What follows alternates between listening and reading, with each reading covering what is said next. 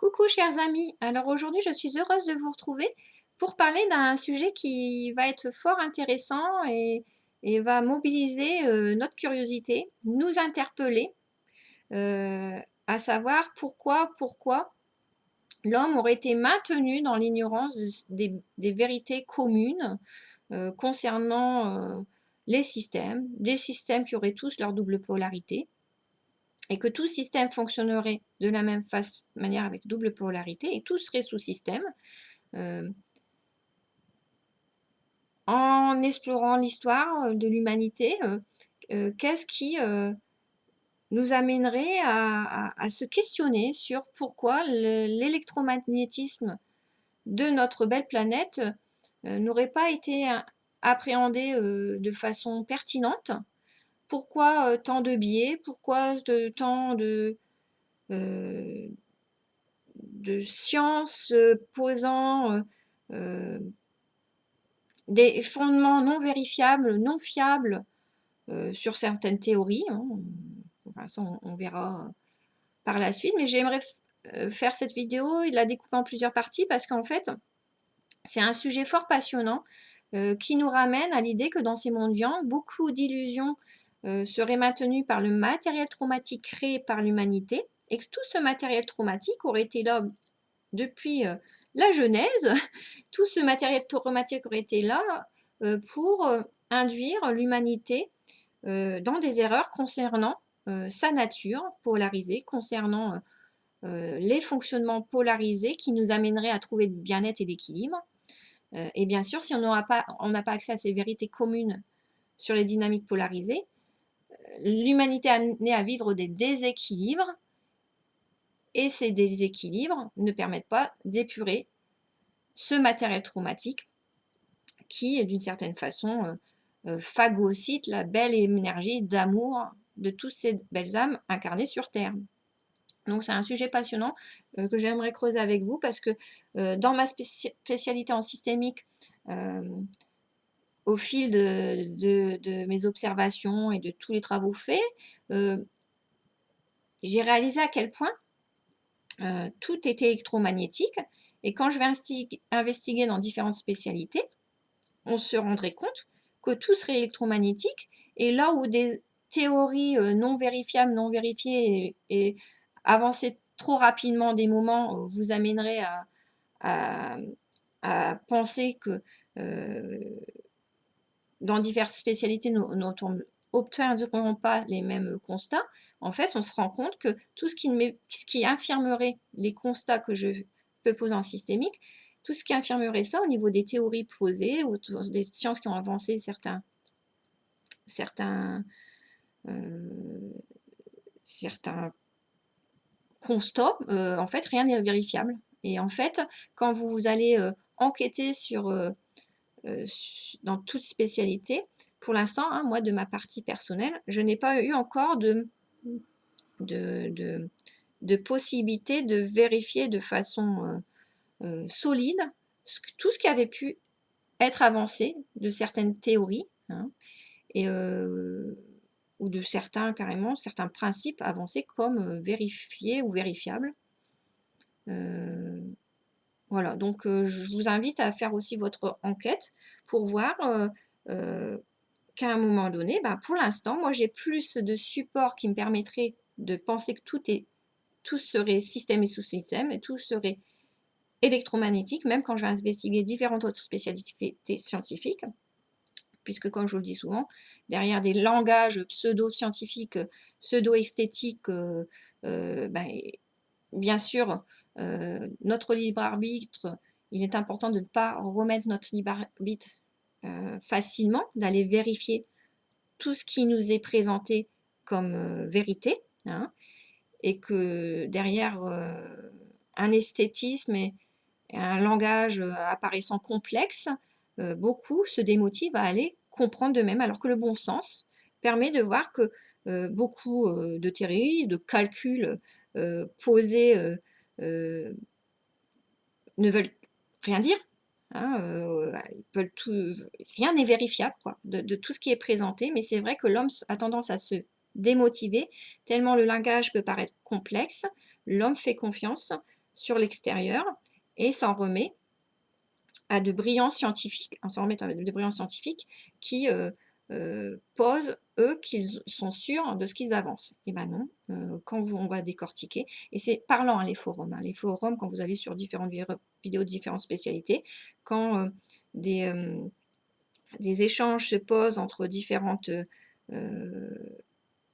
théories, différentes hypothèses, quand on analyse à un niveau psy, les jeux interactionnels, psychiques les jeux relationnels qui se jouent entre les personnes qui défendent chacun leur théorie, on se rend compte des dynamiques défensives plus ou moins structurées des personnes qui énoncent les théories, et on apprend beaucoup, beaucoup sur les jeux interactionnels et sur les problématiques défensives de chacun.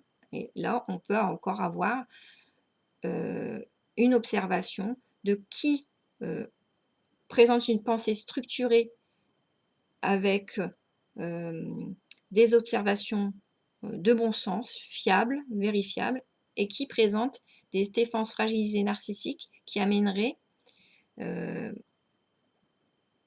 à des observations déstructurées. Hein. Voilà. Donc, encore une fois, c'est important. Le libre arbitre, on l'a tous, et comme je vous l'ai dit dans d'autres vidéos, le relationnel, c'est accessible à tous au quotidien. Donc, chacun de nous avons accès dans le relationnel. On a accès à la possibilité d'extraire les vérités communes. Chacun, qui que nous soyons, avec notre bon sens, notre observation objectivable, nous pouvons extraire chacun les codes communs de tout système. Et ça, je vous l'ai présenté dans les diverses vidéos. Après, bien sûr, allez expérimenter de vous-même. Mais dans ce monde, bien sûr, tout le monde a accès à la vérité. Et moi, dans ma partie, je vous l'ai déjà expliqué, je me suis rendu compte que derrière des attributs esthétiques ou hermétiques dans le langage, dans l'esthétique, il y avait souvent des choses non fondées et qui ne reposaient, soit qui étaient aberrantes, soit qui ne reposaient sur aucune hypothèse qu'on pourrait confirmer. Hein, de ce que des personnes, derrière des attributs esthétiques, voudraient présenter. Ça, c'est le propre des personnes qui sont narcissiques. Et narcissique, ça veut dire des personnes fragiles narcissiquement, qui vous présentent un faire-paraître, une facette impressionnante, qui dissuade de l'interlocuteur d'aller creuser plus. On remet son pouvoir de compréhension à l'autre, on ne va pas vérifier, et finalement, on se rend compte que derrière des façades assez impressionnantes, cela cache des peurs profondes, des peurs de montrer ses manques, et on voit que les personnes, on dit toujours, les personnes humbles, qui parlent simplement et qui ont une facilité à transmettre des informations pertinentes, ce sont ces personnes qui sont dans la vérité. C'est logique, c'est très logique. Tout ce qui est compliqué et qui se transmet simplement, là, on a vraiment l'éclairage du fait qu'on approche des vérités de plus en plus pertinentes. Bien sûr, chacun doit aller expérimenter, mais tout cela est important. Bon, je fais des digressions, mais de toute façon, je ferai en plusieurs volets cette vidéo qui me paraît intéressante. Donc, si on transpose la logique des systèmes à l'histoire d'Adam et Ève, cet exercice d'esprit conduirait à des découvertes fort passionnantes. Je vous en avais déjà parlé. En effet, la rébellion de la première femme d'Adam prendrait sens. La première femme d'Adam, ça aurait été Lilith. Lilith aurait été d'énergie unifiée. Malgré son corps de femme, elle n'aurait pas eu de polarité dominante. Je vous avais déjà fait une vidéo sur l'histoire d'Adam, Ève et de Lilith, qui, au travers de ce qui est relaté, au travers de la Bible et d'autres écrits, même dans les apocryphes, qui n'auraient pas été, bien sûr, accessibles facilement, ou dans des évangiles différents, vous auriez, quand on prend la peine d'aller rechercher ce qui est présenté dans la Bible ou d'autres dans les écrits apocryphes, ou d'autres évangiles, on se rend compte qu'il y aurait une histoire très cohérente autour de l'histoire des dynamiques polarisées, relationnelles, et que ces symboliques et où ces histoires présentées dans la Genèse aussi nous permettraient de trouver cohérence à ce puzzle de tout système existentiel. Hein. Donc on se rend compte, dans l'histoire d'Adam, Ève et de Lilith, que Lilith aurait été d'énergie unifiée. Et malgré son corps de femme, elle n'aurait pas eu de polarité dominante. Hein. Elle aurait été d'énergie féminine et masculine à la fois. Lors de leur création, Lilith et Adam auraient reçu autant les énergies féminines que masculines chacun. Ainsi, leur énergie non dissociée, dans 2 corps de polarité complémentaire. Adam était un homme, Lilith aurait été une femme. Donc, ils avaient des énergies unifiées dans 2 corps de polarité complémentaire. Et bien, ces énergies unifiées dans des corps complémentaires auraient fait dissonance. Le couple aurait vécu les premiers troubles d'appliquer les codes yin dans un monde yang. Déjà au travers de ces histoires relatées dans différents écrits, on aurait mis en avant le déséquilibre entraîné dans la pratique des codes yin dans un monde yang. Donc, entre Lilith et Adam, un conflit relationnel se serait exprimé dans le duo. Si Lilith incarnait la complémentarité féminine, Dieu l'avait fait semblable à Adam à un niveau énergétique, puisqu'ils ont tous les deux les énergies féminines et masculines. Ainsi, une problématique d'égalité serait rapidement intervenue dans la création. Lilith se serait enfuie du jardin d'Éden, refusant de se soumettre à Adam, prônant sa supériorité. Je vous renvoie à la vidéo que j'avais faite, où j'avais abordé déjà tout ça, dans Lilith, première création imparfaite des mondes yang. Je sais, il y avait une vidéo que j'avais faite, donc je passe un peu sur tout ça, parce que j'en avais déjà parlé dans l'autre vidéo. Mais, obligatoirement, avec des énergies unifiées dans des corps complémentaires, il y aurait une problématique d'égalité qui serait rapidement intervenue dans la création entre Lilith et Adam. Lilith, elle se serait enfuie du jardin d'Éden, refusant de se soumettre à Adam, prônant lui aussi sa supériorité. Cette lecture biblique prend alors sens sous l'angle de la double polarité des systèmes. Cette lecture biblique, et d'autres écrits non placés dans la Bible, prend alors sens sous l'angle de la double polarité des systèmes. Lilith et Adam auraient été confrontés très tôt aux incomplétudes du monde de la matière. Si leurs corps complémentaires respectaient la double polarité yang, leur énergie similaire et non dissociée faisait des équilibres. Voilà. C'est ça le problème, parce que s'ils avaient des corps complémentaires, Lilith et Adam, ils avaient des énergies unifiées tous les deux. Les 2 protagonistes avaient un rôle différent à tenir, alors qu'ils étaient animés par 2 fonctionnements et des compétences similaires. Donc ça ne devait pas être facile. Ils avaient des rôles différents à tenir, le rôle de l'homme et de la femme, mais dans leurs énergies unifiées, ils avaient des compétences, des fonctionnements similaires. Dans le système d'âme jumelle, le féminin aurait l'endurance psychique et le masculin aurait l'endurance physique. Lilith et Adam auraient présenté chacun ces doubles capacités d'endurance physique et psychique, puisqu'ils ont les 2 énergies masculines et féminines. Donc, Lilith et Adam auraient partagé les mêmes possibilités et les mêmes élans d'action, en raison de la même nature énergétique qui les définissait. Voilà le problème. Toutefois, le divin leur aurait attribué des fonctions différentes de par leur genre opposé. Donc ils ont de l'endurance physique et psychique pareil, tous les deux, mais ils ont des fonctions différentes de par leur genre opposé et complémentaire. Le duo aurait alors été soumis aux premières discordances dans la création.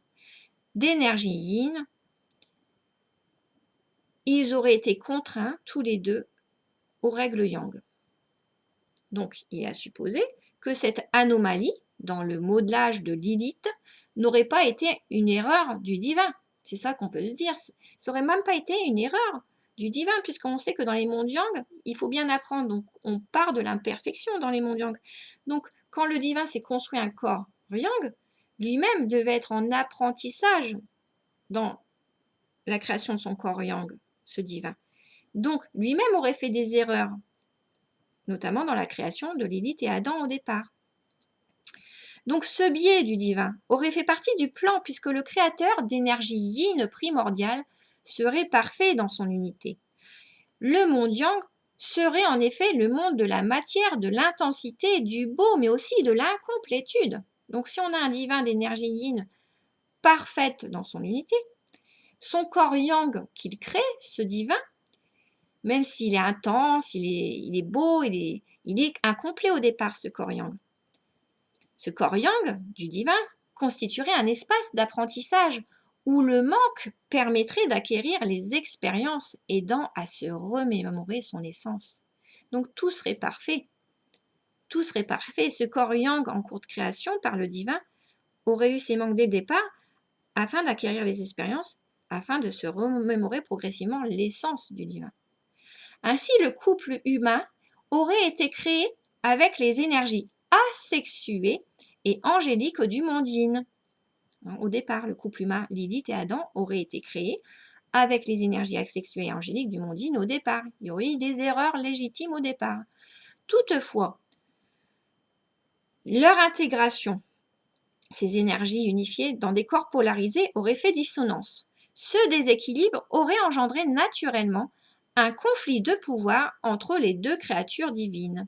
Ce problème aurait symbolisé les premiers troubles du divin yin à vouloir manifester la matière yang. Voilà, ce problème légitime, dans les débuts de la création, aurait symbolisé les premiers troubles du divin à vouloir manifester dans la matière yang. Ainsi, avant que Lilith et Adam soient soumis aux difficultés d'intégration de leur âme yin dans un monde yang, le divin aurait vécu cette première expérience intense d'apprentissage. Dans son amour parental et sa perfection divine, Dieu aurait donné à ses enfants le modèle en vivant les contraintes de ses erreurs d'apprentissage. Voilà.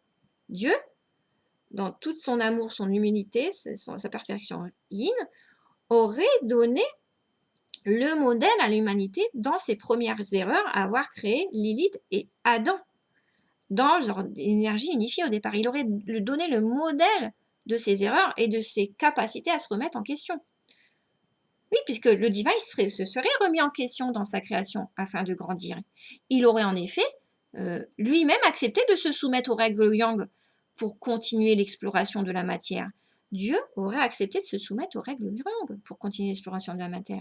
En effet, il serait remis en question, le divin. Il aurait corrigé la problématique en donnant naissance à Ève et à Adam sans sa côte. Un Adam corrigé, vous voyez, parce qu'il est sans sa côte. Ève sort de la côte d'Adam. Donc, est construite à partir de la côte d'Adam. Donc, les deux polarités, Ève et Adam, auraient été séparées afin de permettre la création. Même le divin, dans sa perfection de cœur, aurait eu l'humilité d'accepter les règles de l'univers afin d'évoluer. Le divin lui-même aurait accepté de modifier Adam sans sa côte et de créer Ève à partir de la côte d'Adam. Et on voit bien qu'on a les polarités complémentaires puisque Ève est créée à partir d'une partie d'Adam. Voilà, donc Lilith aurait quant à elle refusé de se soumettre à ces codes d'équilibre de l'existence. Elle ne serait pas revenue au Jardin d'Éden, Lilith. Ainsi, Lilith aurait voulu défier dans toute puissance son créateur. Voilà. Donc elle est en toute puissance, parce que même le divin se serait remis en question pour continuer l'exploration dans les mondes yang.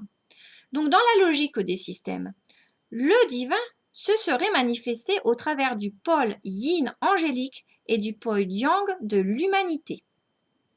Ainsi, en poursuivant le raisonnement, Lilith aurait créé du matériel traumatique signifiant en s'entêtant à pratiquer les codes yin dans le monde yang. Eh ben oui, Lilith qui revient pour. Eh ben elle continue à créer du matériel traumatique dans le monde yang puisqu'elle reste avec ses énergies unifiées. Donc la désobéissance, sa désobéissance au divin, hein, aurait produit un déséquilibre signifiant. Lilith ne voulant pas revenir au jardin d'Éden pour corriger l'erreur, elle continue à manifester ses énergies yin, dans un monde yang. Elle continue à produire du déséquilibre signifiant dans ce monde yang. Du matériel traumatique du monde yang aurait alors pollué, par vase communicant, le monde angélique yin. Bah oui, elle crée du matériel traumatique dans le monde yang. Par vase communicant, le monde angélique yin va être pollué. Selon une lecture encore systémique, c'est encore une logique systémique que je vous avance. Selon une lecture systémique, au premier ange asexué des mondes yin, on correspondrait le premier duo d'âmes jumelles, Lilith et Adam. Donc, à chaque duo d'âmes jumelles dans les mondes yang correspondrait un ange unifié dans les mondes yin. Le premier ange aurait porté le matériel traumatique créé par Lilith, ça veut dire. De la même manière que le masculin porterait les dysfonctionnements lourds du féminin dans les mondes yang. Il faut bien que ce matériel traumatique soit porté par quelqu'un. Donc Lilith, elle est dans les mondes yang, mais il y a une partie là, dans les mondes yin, dans les mondes yin, une partie du matériel traumatique qui va être par vase communicant amené dans les mondes yin. Donc, dans la logique, c'est bien Lilith qui aurait créé le matériel traumatique en se refusant à revenir auprès d'Adam, même si de toute façon, on est d'accord, même Ève va créer du matériel traumatique, mais de façon moins signifiante, puisque au départ, quand on crée dans les mondes yang, il y a un apprentissage, il y a une difficulté à être dans le bon équilibre 50-50 de l'amour partagé au début, par les hommes, donc il y a création du matériel traumatique, même par Ève. Mais Lilith, elle en aura encore plus créé, puisque dans son énergie unifiée, elle aura encore eu plus de mal à accepter de pratiquer le partage d'amour 50-50 entre elle et Adam. Elle ne pourrait pas se remettre en question, donc elle n'accepterait pas de faire ce travail d'apprentissage du bon partage d'amour entre le féminin et le masculin. Puisqu'elle est d'énergie féminine et masculine, elle n'est pas dans cette motivation à épurer du matériel traumatique, à partager, puisque de cette manière, elle est dans d'une façon de fonctionner où, en ayant les deux énergies, Lilith ne comprend pas ce travail de partenariat complémentaire entre elle et sa moitié de genre opposé complémentaire. Il y a déjà pour Ève et pour tout féminin à l'heure actuelle, il n'est pas facile de faire ce travail complémentaire avec les masculins parce que les féminins ont du mal à voir la partie méritante du masculin. Mais comme les féminins sont attirés énergétiquement par leur moitié complémentaire qu'ils n'ont pas en eux, les féminins, ils sont attirés par l'énergie masculine qu'ils n'ont pas en eux, et bien les féminins, ils font quand même le boulot, même si c'est pas facile. Alors que Lilith, elle, ayant les deux énergies, masculine et féminin en elle, elle n'est pas attirée affectivement, énergétiquement, amoureusement par sa moitié. Elle est attirée certes sexuellement par sa moitié, puisqu'ils sont dans deux corps complémentaires, mais elle n'est pas attirée affectivement par sa moitié énergétique, puisqu'elle a les deux énergies en elle. Donc, elle n'est pas dans une attirance amoureuse. Dans ses énergies unifiées, elle est plus dans des codes de pouvoir, de sexe, puisqu'elle, ce qui lui manque en elle, c'est cela. Pour vous dire que c'est pratiquer les codes dans le monde yang, c'est déséquilibrant, puisque obligatoirement, si elle est de constitution unifiée, Lilith, elle n'a pas les mêmes motivations, les mêmes intérêts pour l'extérieur. Elle est amoureuse d'elle. Elle a les deux énergies en elle. Donc, elle va toujours privilégier son intérêt à elle plutôt que l'intérêt des personnes extérieures. hein. C'est ça qu'il faut comprendre, hein. Donc pour revenir à notre histoire où on aurait un ange asexué correspondant au premier duo d'âmes jumelles qui aurait été Lilith et Adam. Donc Lilith ne revenant pas, même c'est même pas des âmes jumelles, Lilith et Adam qui étaient d'énergie unifiée. Lilith ne revenant pas, elle crée beaucoup de matériel traumatique. Ça pollue les mondines avec le premier ange asexué, ce qui donnerait logiquement que bien sûr le divin n'accepterait pas de garder dans l'espacine un ange entre guillemets déchu, pollué par le matériel traumatique. On peut dire que cet ange, dans un processus linéaire, hein, et par vase communicant, cet ange yin aurait alors été contaminé par les premiers manques manifestés par Lilith dans le monde yang. Hein, cet ange il aurait été pollué, contaminé par les premiers manques manifestés par Lilith dans les mondes yang. Et ces parasitages auraient été signifiants car cette première anomalie de la création n'aurait pas été des plus minimes. Les sensines avaient été introduits dans le premier corps humain yang. Il aurait alors s'agi d'un déséquilibre important ayant engendré la rébellion dans les mondines du premier ange, l'ange Samaël, appelé communément Satan. Voilà dans une logique systémique ce qu'on pourrait, de façon logique, comprendre qu'il y aurait eu cette premier ange pollué, ça aurait été Satan, qui aurait été aussi pollué par le matériel traumatique créé par Lilith. Et à ce moment-là, les sensines,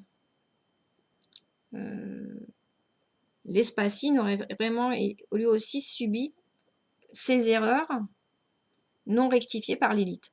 Dieu aurait expulsé, bien sûr, cet ange dysfonctionnel. Dieu aurait expulsé cet ange déchu des cieux yin et il l'aurait fait chuter dans ce monde de densité yang. Voilà. Porteur des souffrances, l'ange déchu ne pouvait pas rester dans ce monde d'amour yin. Pour poursuivre les déséquilibres, bien sûr, Lilith, elle se serait unie à ce démon. Lilith se serait unie à ce démon sur la terre afin de former la lignée pré-adamique dont je vous parlais dans l'ancienne vidéo. Donc, pour poursuivre les déséquilibres, on a une Lilith avec du matériel traumatique qui ne se remet pas en question, qui s'unit à un ange qui aurait été Samuel, l'ange Satan, qui lui aussi aurait été dysfonctionnel, du fait qu'il aurait il aurait partagé ce matériel traumatique avec Lilith. Ils s'unissent, ils forment une lignée pré-adamique. Donc une lignée pré-adamique démoniaque. Une humaine yang d'énergie non dissociée qui s'unit avec un démon asexué yin, on assiste là alors une escale d'anomalies dans la création engendrant une espèce lilithienne, pré-adamique. Ainsi, dans une logique systémique, on pourrait penser qu'il y aurait sur Terre à l'heure actuelle deux lignées, la lignée pré-adamique d'origine satanique et la lignée adamique née d'Ève et Adam remodelée selon les codes équilibrés. Vous voyez comme quoi, quand on va investiguer la logique systémique, on est amené à faire des hypothèses qui nous amènent à vraiment se questionner sur ce que l'on vit vraiment.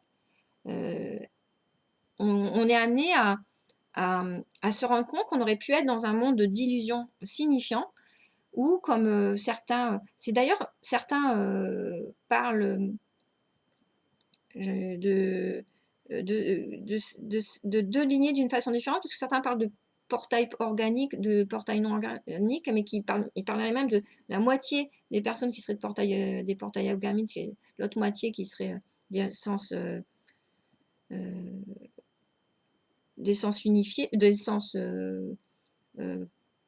je ne sais pas comment ils en parlent, mais ils parlent de, en fait, ils associent les portails organiques à des personnes perverses. Et il y aurait, ils iraient même jusqu'à penser qu'il y a certaines personnes parlent de ça en disant qu'il y aurait 50% de l'humanité qui serait dans ce fonctionnement très peu en ouverture de cœur, et qui soit dans un fonctionnement profondément égocentrique et déséquilibré. Et donc, là, encore une fois, là, on rattache qu'il y aurait une lignée adamique et pré-adamique. Il y aurait, dans la logique des choses, lorsqu'ils auraient la lignée d'Ève et Adam, la lignée de Lilith et de ce démon. Et donc, il y aurait, on pourrait penser que c'est une lignée du 50-50 aussi dans cette lignée. Hein. Voilà. Donc, l'histoire des âmes jumelles mettrait ainsi en relief l'importance du respect des polarités complémentaires dans chaque système couple pour évoluer et faire évoluer une collectivité. Hein. Ça, conclusion. Hein. L'histoire des flammes jumelles mettrait en relief l'importance, et je dirais des âmes jumelles, hein, parce que c'est vrai que j'ai toujours utilisé le terme flamme, et moi, ça me parle encore. Ce terme flamme, c'est encore une connotation qui questionne. Hein. Donc, l'histoire des âmes jumelles mettrait en relief l'importance du respect des polarités complémentaires dans chaque système couple pour évoluer et faire évoluer une collectivité. Il faudrait respecter ces polarités complémentaires systématiquement pour avancer. L'histoire de l'humanité soulignerait également la manière dont l'équilibre entre les énergies yin et les énergies yang déterminerait depuis tout temps l'évolution prévisible des âmes. Voilà.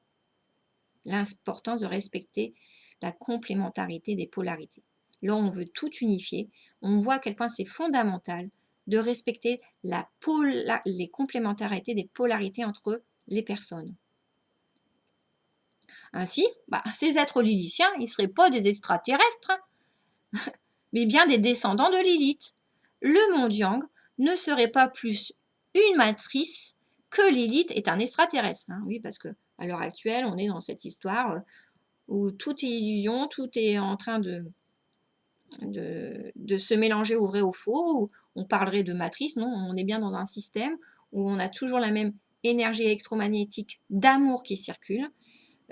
Les hommes ne peuvent pas naître d'une matrice puisqu'ils sont constitués par une énergie d'amour venant d'un grand système source, avec un pôle yin et yang. Le pôle yang serait l'humanité. Donc ils sont traversés par la même énergie d'amour, les hommes du monde yang, que l'espace yin traversé par l'énergie d'amour aussi des mondes angéliques et archangéliques. Vous voyez, donc on entend de tout et n'importe quoi, mais selon la logique des systèmes, il est impossible que l'homme soit né d'une non-énergie d'amour.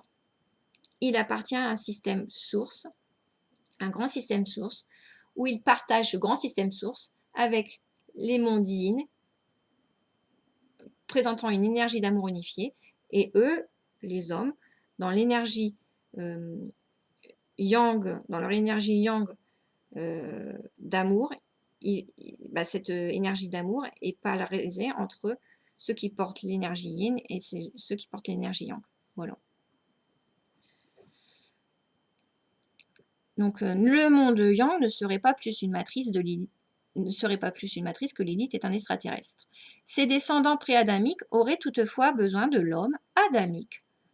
Et ils auraient besoin que l'homme adamique croie en un monde de faux pour entretenir la peur et l'ignorance. Hein. Bien sûr, cette lignée pré-adamique aurait besoin de maintenir l'homme adamique dans l'ignorance, afin de pouvoir se nourrir de cette énergie d'amour qu'ils ne peuvent pas eux-mêmes créer. Hein. D'où l'importance où on voit, au fil des recherches, qu'il n'est pas d'intérêt de tuer l'homme. Il y a l'intérêt de le maintenir dans une ignorance. Et plus vous investiguez, plus vous voyez qu'il y a des codes d'illusions lourds qui ont été posés afin de maintenir l'homme dans l'ignorance. C'est ça qui est impressionnant. C'est pour ça que je vous invite à faire vos recherches, parce qu'on sera amené à, quand on décortique, il y a plus d'arguments qui permettent de bien reconstruire le puzzle existentiel de façon cohérente quand vous êtes dans la logique des systèmes où tout colle et tout s'emboîte, et que lorsque vous prenez ces logiques